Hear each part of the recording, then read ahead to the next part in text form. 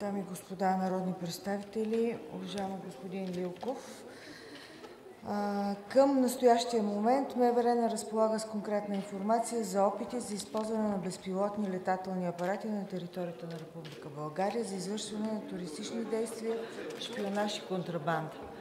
Бях уверена, че безпилотни летателни апарати могат да бъдат засечени от постовете за наблюдение на държавната граница при навлизането им в обхвата за наблюдение и пресичане траекторията на движение на летателни средства с зоната за наблюдение на оборудване. Тоест през границата нямаме данни също да са преминавали такива апарати.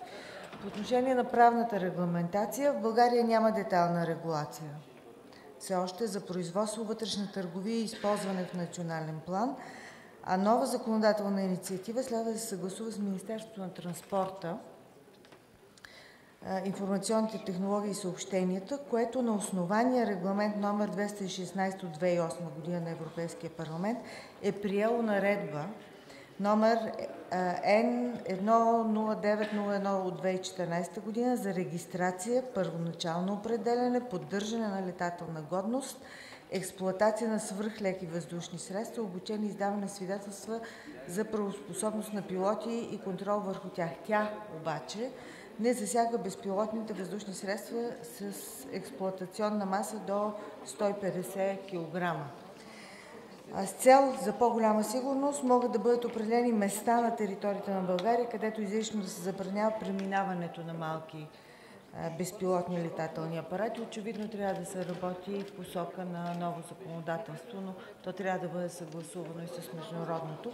Това е моят отговор. Господин Местан го няма, но ще се възползвам във времето, което ми остава, да го уверя, че няма никаква преднамереност, разделяне на опозиция и управляващи, това, когато трябва да се решат проблемите на засегнатите от бедствията райони. Мога да ви уверя, че много сериозно следиме тези процеси и тогава, когато в Комисията за преодоляване на щетите от кризисните ситуации бъдат представени проекти от областните управители, те биват разглеждани, очакваме такъв. Там, където се налага, предлагаме и провеждаме допълнителни проверки, за да могат да бъдат включени в списъка на тези критични обекти, които следва да бъдат финансирани.